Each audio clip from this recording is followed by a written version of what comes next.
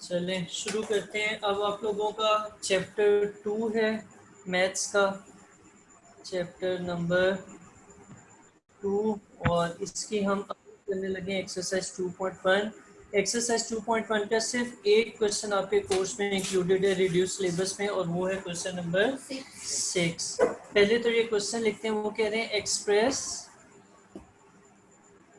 The following recurring decimals as the rational number P by Q, where P, Q are integers and Q is not equals to 0। ठीक है, सही है, लिख लिया ये। अच्छा, इसमें आप लोगों को पहले तो ये पता होना चाहिए कि रिकरिंग डेसिमल क्या होता है। इसके अलावा भी बहुत कुछ पता होना चाहिए। इसमें नेचुरल नंबर, होल नंबर और बहुत सी डेफिनेशंस हैं जो कि फ़िलहाल हम छोड़ दें। एक दफ़ा हम 4-5 चैप्टर कर लें या रिवीजन जब सेकंड टाइम करेंगे, क्योंकि मुझे यकीन है कि हमारे पास बहुत ज़्यादा टाइम बच जाएगा। उसमें जो है वो फिर हम इसको थोरली देख लेंगे, एडिशनल चीज़ें भी कर लेंगे, थोड़ी सी आपके लिए आसानी हो जाएगी। ठीक है, फिलहाल जितना करा रहा हूँ उतने पे फोकस करते हैं।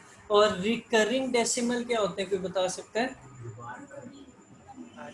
हाँ, वो तो टर्मिनेटिंग, नॉट टर्मिनेटिंग भी होते हैं ना।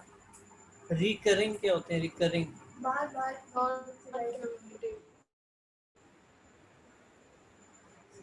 आधा सवाल की आधा जवाब, ठीक है। कोई और? नॉन अच्छा, जो रिपीटिंग एक होते दफ़ा हैं। होंगी,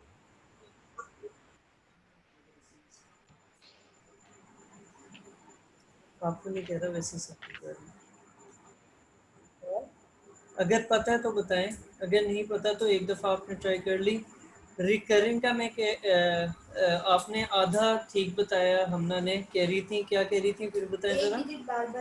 एक डिजिट बार बार क्या हो रहा हो, रिपीट हो रहा हो, तो ये रिकरिंग होता है। हमना ने ये कहा, जो कि आधा ठीक है। इसमें क्या गलती है, कोई बता सकता है? एक डिजिट में सारे डिजिट, अभी भी गलती है। और कोई? हाँ, चलिए मैं यहाँ पे ना कुछ फ्रैक्शंस लिखता हूँ, इनको हम चेंज करते हैं डेसिमल नंबर्स में। जैसे फर्ज करें आपके पास लिखा हुआ है 5/4, या आपके पास लिखा हुआ है 2/3, या आपके पास लिखा हुआ है 1/3, या आपके पास लिखा हुआ है 22/7। ठीक है, मुझे ज़रा इनके बताएं डेसिमल में क्या बनेगा। 5/4 को डेसिमल में क्या लिखेंगे? डिवीजन करनी आती है?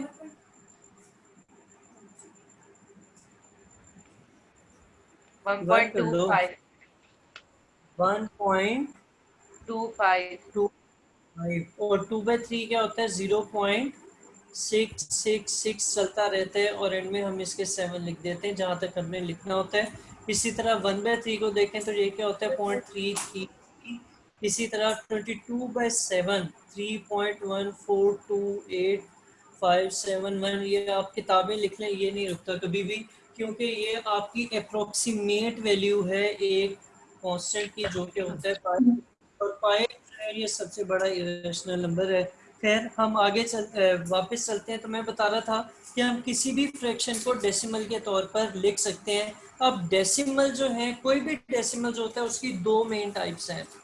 ठीक है, डेसिमल की दो मेन टाइप्स अगर हम बनाना चाहें बना सकते हैं, कि एक जो है वो टर्मिनेटिंग होंगे, और अगर वो टर्मिनेटिंग नहीं है तो वो नॉन टर्मिनेटिंग होंगे। ठीक है, और फिर नॉन टर्मिनेटिंग के अंदर आपके, या नॉन टर्मिनेटिंग के अलावा हम इसकी दो और कैटेगरीज बना सकते हैं, और वो कौन सी है? रिकरिंग और दूसरा नॉन रिकरिंग। ठीक है, अच्छा, आपका डेसिमल की मदद से आप कैसे बता सकते हैं कि कोई भी नंबर रेशनल है या इरेशनल है? तो आप बहुत सी चीज़ें याद करने के बजाय एक चीज़ याद कर लें कि अगर कोई डेसिमल नॉन टर्मिनेटिंग हो प्लस यानी इसके साथ साथ नॉन रिकरिंग हो, ये दो बातें होंगी तो वो डेसिमल आपका क्या होगा? इरेशनल नंबर होगा। अदरवाइज जो है वो रेशनल होगा। ठीक है, सिर्फ एक बात याद कर लें कि दोनों यानी नॉन टर्मिनेटिंग हो और नॉन रिकरिंग हो तो आपका जो नंबर है वो क्या होगा? इरेशनल नंबर होगा। तो हम किसी भी फ्रैक्शन को किस में कन्वर्ट करके, डेसिमल में कन्वर्ट करके चेक कर सकते हैं कि ये इरेशनल नंबर है या रेशनल नंबर है। अब थोड़ा सा ना आप बुक के पीछे इस एक्सरसाइज के पीछे ये डेफिनेशंस लिखी नहीं है कि रिकरिंग क्या होता है, नॉन रिकरिंग क्या होता है, इनको थोड़ा सा रीड करें, मैं 1-2 मिनट में आपको बताता हूँ इंशाल्लाह। चला तो भी ठीक है, पता चल गया कि रिकरिंग नॉन रिकरिंग क्या होता है तो भी ठीक है। ये जरा देखिएगा, डेसिमल टर्मिनेटिंग कब होता है? टर्मिनेट का मतलब होता है जब हम किसी चीज को खत्म कर देते हैं, किसी चीज को फिनिश कर देते हैं तो वो क्या कहलाती है कि वो चीज टर्मिनेट हो चुकी है। तो टर्मिनेटिंग डेसिमल जैसे आपको ये सामने वाला नजर आ रहा है 5/4, जिसका आंसर क्या है 1.25 के, ये डेसिमल के बाद यानी पॉइंट के बाद एक या दो या तीन या चार कुछ प्लेसेस तक जाएगा और फिर क्या हो जाएगा? टर्मिनेट हो जाएगा। ठीक है, तो इसको क्या कहेंगे? टर्मिनेटिंग डेसिमल कहेंगे। और जो टर्मिनेट नहीं हो रहा, जो चलता जा रहा है, जैसे 2/3 देखें 0.66 आप हजारों किताबों में लिखते रहे आगे डिवाइड करके खत्म कर ही आता रहेगा तो ये टर्मिनेट नहीं होता, तो ये क्या कहलाएगा? नॉन टर्मिनेटिंग कहलाएगा। इसी तरीके से अगर 1/3 लिखा हुआ है तो इसको भी आप जब डिवाइड करते हैं तो 0.3333333333 आता रहता है और ये भी जो है वो टर्मिनेटिंग नहीं है बल्कि क्या है? नॉन टर्मिनेटिंग है। ठीक है, फिर आगे देखते हैं पाई। पाई एक बड़ा वेल नोन जो है वो आपका 3.142857 वगैरह वगैरह वगैरह वगैरह। और इसके बारे में, इसके ऊपर तो बाकायदा रिसर्चेस भी हुई हैं और एक कहा जाता है कि जो हैरी पॉटर, अगर किसी को पता हो क्या चीज़ थी, हैरी पॉटर नॉवेल्स हैं और उनके ऊपर मूवी भी बनी है। तो हैरी पॉटर जो नॉवेल्स की जितनी भी जल्दें 4, 5 या 6 हैं तो उन सब जितनी भी मोटी मोटी बुक्स में अगर आप ये लिखने बैठ जाएं कि मैं इसे ख़त्म कर लूँगा तो वो ख़त्म नहीं होता। कि ये बिल्कुल जो है वो अप्रोक्सीमेट वैल्यू है और ये कभी भी टर्मिनेट नहीं होती। ये क्या है? ये नॉन टर्मिनेटिंग वैल्यू है। ठीक है, अच्छा, ये तो हमने टर्मिनेटिंग और नॉन टर्मिनेटिंग का फ़र्क देख लिया। अब हम देखते हैं रिकरिंग और नॉन रिकरिंग का फ़र्क। रिकरिंग जो लफ्ज़ है ये री अकरिंग से निकला हुआ है। ठीक है, अकर होने का क्या मतलब होता है? कि कोई वाक़या पेश आना, कोई सानिया होना या कोई भी इवेंट होना। तो रिकरिंग क्या होगा? री अकर होना, के बार बार वो चीज होना।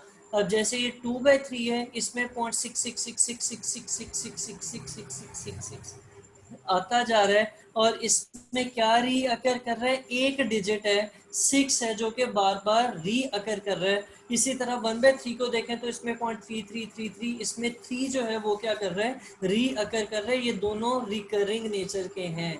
ठीक है, लेकिन अगर आप इसकी बात करते हैं पाई की, इसमें 1428571 और ये दोबारा रिपीट नहीं होगा, नॉन रिकरिंग भी होगा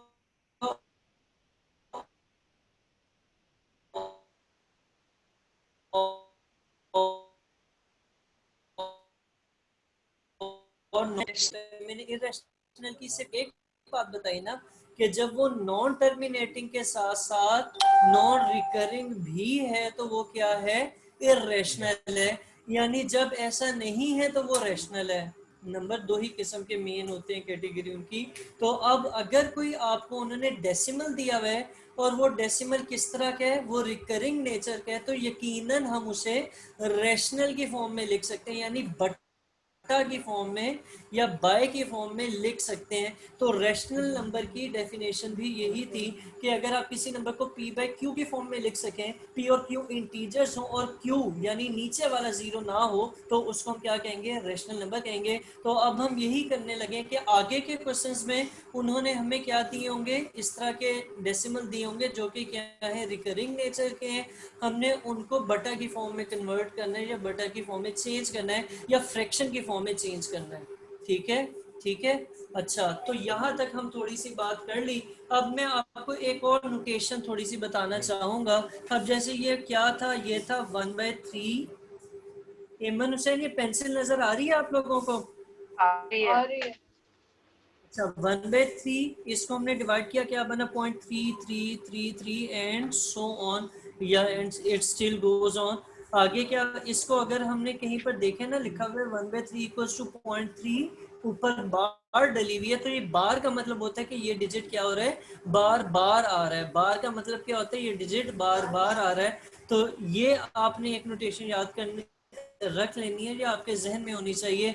अब हम एक्सरसाइज के क्वेश्चन नंबर 6 पे आ जाते हैं, 2.1 पे। और वहां पर क्या कहा जाता है, वहां पर कहा जाता है कि हम आपको रिकरिंग डेसिमल्स दे रहे हैं और आपने इन डेसिमल्स को चेंज करना है, किसमें, पी बाई क्यू की फॉर्म में।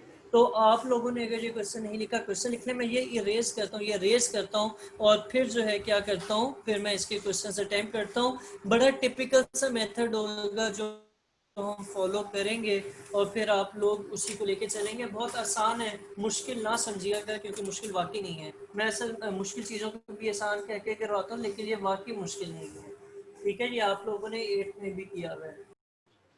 चले, अब एक्सरसाइज का क्वेश्चन नंबर 6 का पार्ट 1 करने लगा हूँ। पार्ट 1 में उन्होंने जो डेसिमल दिया हुआ है वो है 0.5 बार।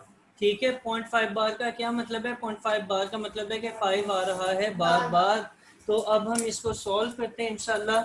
इसको सबसे पहले आपने ये करना है कि आपने लेट कर लेना है किसी वेरिएबल, यानी x के बराबर किसको लेट करना है, 0.5 बार को। और 0.5 बार का क्या मतलब है कि 5 बार बार आ रहा है, आप इसके 3 या 4 डिजिट्स लिख दें, बहुत है। ठीक है, और इसको नाम दे दें किसका, इक्वेशन नंबर 1 का। इसके बाद आपने क्या करना है, इसके बाद आपने इसको मल्टीप्लाई करना है। अच्छा, मल्टीप्लाई करने के मैं टोटके तो बता देता हूँ कि जितने डिजिट नज़र आ रहे हैं उतने 0 1 के साथ डालें और उससे मल्टीप्लाई करें। जैसे अगर ये आपको नज़र आ रहा है एक डिजिट रिपीट हो रहा है तो आप 10 से मल्टीप्लाई कर दें। अगर आपको नज़र आ रहा है कि 2 डिजिट्स रिपीट हो रहे हैं तो 100 से कर दें। और अगर 3 नज़र आ रहा है, थोड़ा सा लेफ्ट हो जाओ, अच्छा, और अगर 3 डिजिट नज़र आ रहे हैं तो उसका क्या मतलब है कि आप 1000 से मल्टीप्लाई कर दें। लेकिन आज जो है वो मैं आपको एक डिफरेंट अप्रोच बताता हूँ। हमें मल्टीप्लाई करने का क्या मकसद है, हमें आगे की चीज़ पता हो तो हम अपना पहला स्टेप भी ठीक कर सकते हैं, कि अगर हमें आगे की चीज़ का आइडिया हो, प्रॉपर मेथड आता हो। अब हम मल्टीप्लाई ऐसे करना चाहते हैं कि ये पॉइंट के बाद वाला हिस्सा क्या हो जाए, ख़त्म हो जाए, और हम उसको बटा की फॉर्म में लिख सकें। तो हम इसको मल्टीप्लाई जब करेंगे 10 के साथ, 10 से क्यों मल्टीप्लाई करें, क्योंकि जब 10 से मल्टीप्लाई करेंगे ना, ये पॉइंट इस साइड पे, राइट साइड पर शिफ्ट होगा। यही होता है ना, पॉइंट को मल्टीप्लाई करें तो ये 10 से पॉइंट, एक पॉइंट आगे, एक प्लेस आगे शिफ्ट हो जाएगा और आपके पास क्या आ जाएगा, 5.5555। ठीक है, फिर आप 5.55 में से जब माइनस करेंगे तो देखिएगा क्या होता है। जब आपने क्या किया, मल्टीप्लाई बाय 10, तो इक्वेशन 1 क्या बन गई, 10x, और यहाँ क्या आ गया, 5.555 एंड सो ऑन। ये आ गई इक्वेशन नंबर 2। ठीक है, अब हम क्या कर सकते हैं, अगर हम इक्वेशन 1 को सब्ट्रैक्टिंग इक्वेशन 1 फ्रॉम इक्वेशन 2, तो ये क्या होगा, 10x माइनस एक्स कितना बनता है, 9x। 5.55 में से 0.5 वाला हिस्सा निकाल दें तो क्या बचेगा, 5। और यहाँ से फिर x क्या बनेगा, 5/9। तो आपको याद होगा कि में x को क्या कहा था, 0.5 बार, यही कहा था ना। तो आपके पास ये 5/9 या 0.5 बार की अप्रोक्सीमेट वैल्यू क्या बनेगी, 5/9। ठीक है, तो ये आपके क्या आ गया, ये p बाय q फॉर्म। ठीक है, ये लिखने की जरूरत नहीं है। सही है। कुछ आइडिया हुआ है कैसे हुआ ये सवाल? उतारें और फिर अगला पार्ट देखें जाए। अब हम इसी का पार्ट 2 करने जा रहे हैं, बल्कि मैं अगले पेज पे करता हूँ, एक ही पेज पे ये दोनों आ जाएंगे फिर।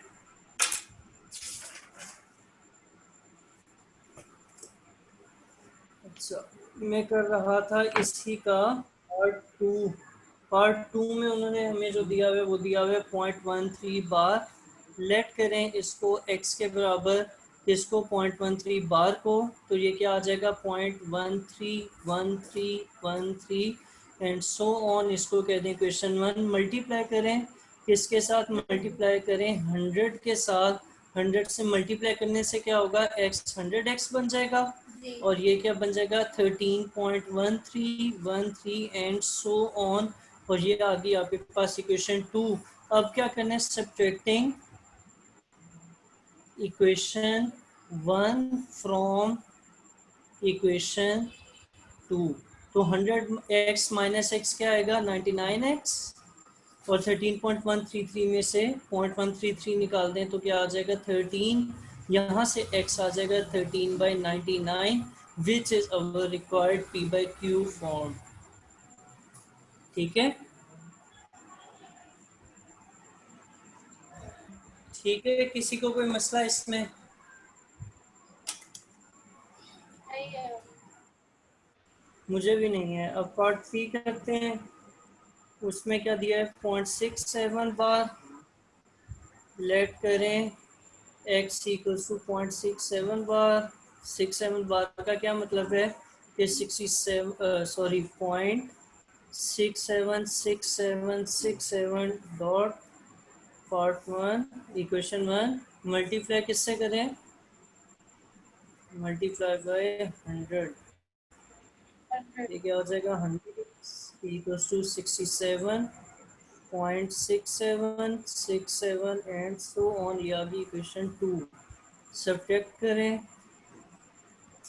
इक्वेशन 1 को किससे? फ्रॉम इक्वेशन 2 से। 100x माइनस एक्स क्या आएगा?